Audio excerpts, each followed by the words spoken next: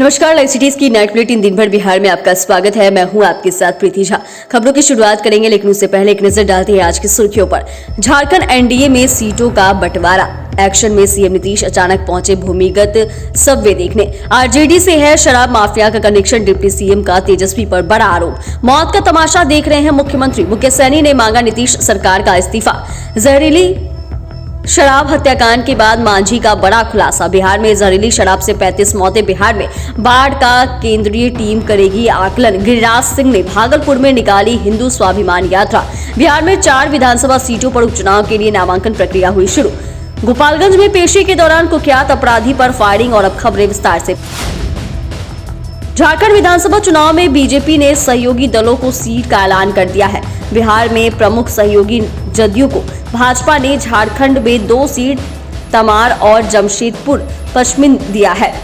JDU MLC Sanjay Gandhi का कहना है कि हम लोग तो अधिक सीटों की डिमांड कर ही रहे थे, लेकिन ये भी सही है कि कोऑर्डिनेशन में ही झारखंड में हम लोग चुनाव लड़ेंगे। जदयू एमएलसी संजय गांधी ने कहा कि इस मामले में जदयू के राष्ट्रीय कार्यकारी अध्यक्ष संजय झा ही विशेष रूप से बता पाएंगे, क्योंकि गठबंधन को लेकर वही पहल कर रहे थे। साथ ही उन्होंने साफ कर दिया है कि झारखंड में गठबंधन में ही जदयू चुनाव लड़ेगी। झारखंड में बीजेपी ने चिराग को 1 सीट दी है और इसके अलावा झारखंड की सहयोगी पार्टी आजसू को 10 सीट दी गई।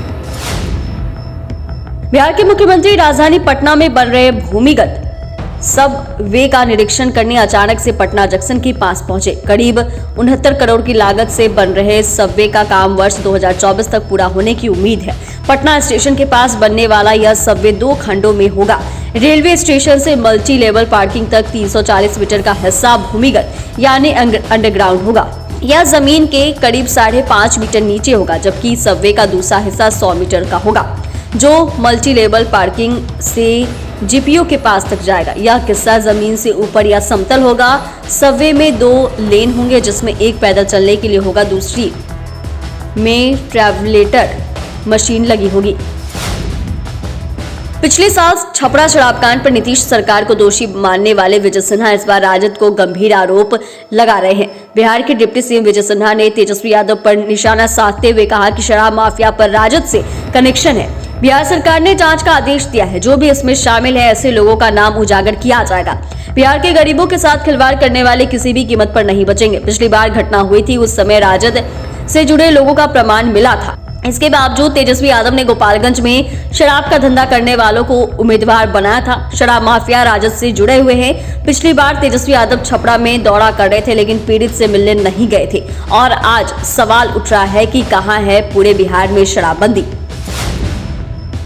वीआईपी सुप्रीमो मुकेश सहनी पटना में सीवान और छपरा जिले में हुए जहरीली शराब कांड पर अपनी तीखी प्रतिक्रिया दी है। उन्होंने कहा कि जिस तरह से शराबबंदी वाले बिहार राज्य में खुलेआम सरकार के संरक्षण में अवैध शराब का धंधा चल रहा है, कोई कुछ नहीं कर रहा है।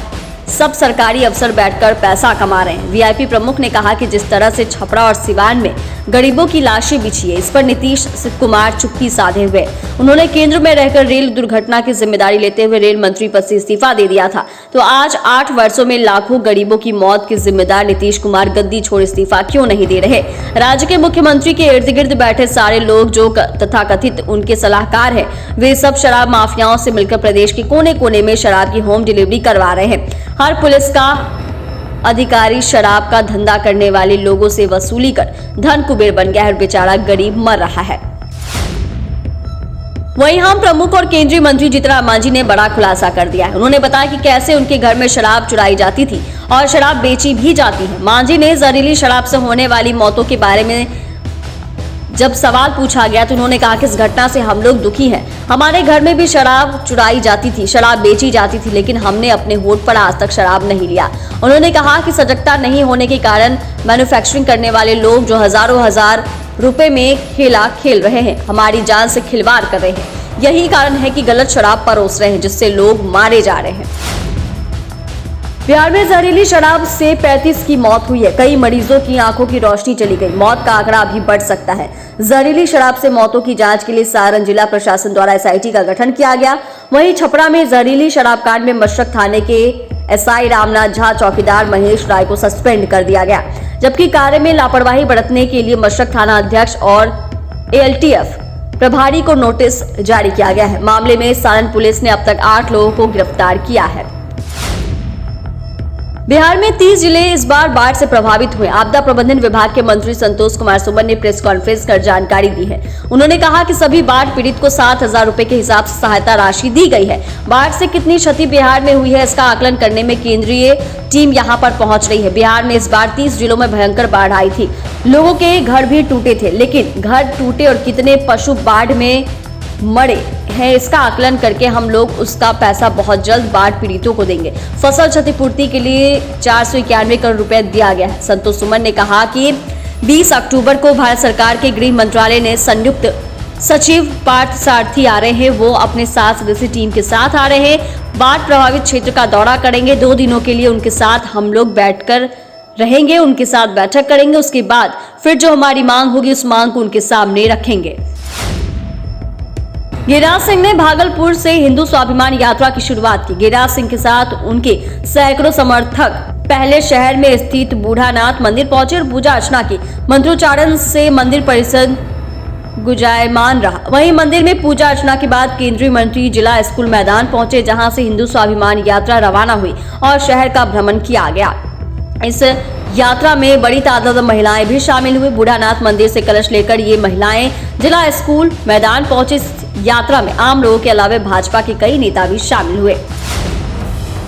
बिहार में 4 विधानसभा सीटों पर होने वाले उपचुनाव के लिए नामांकन पत्र दाखिल करने की प्रक्रिया शुरू हो गई है। इमामगंज, बेलागंज, रामगढ़ और तरारी विधानसभा सीटों पर 13 नवंबर को वोट डाले जाएंगे।